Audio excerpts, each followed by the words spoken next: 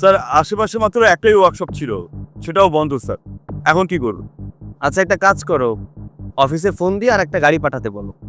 আচ্ছা ঠিক আছে স্যার, আমি এখনই ফোন করছি। এক্সকিউজ মি, আরে আপনার কি মাথাটা খারাপ হয়ে গেছে? আপনি কাকে স্যার বলে ডাকছেন? কে উনি? আপনি স্যারকে ছিলেন না?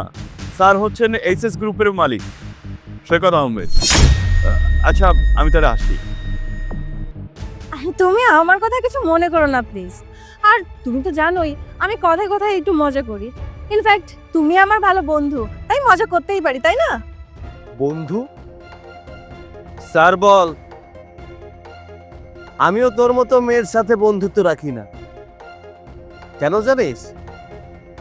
কারণ তোর যোগ্যতা নাই এর জন্য না, তুই মানুষকে মানুষ বলে মনে করিস না।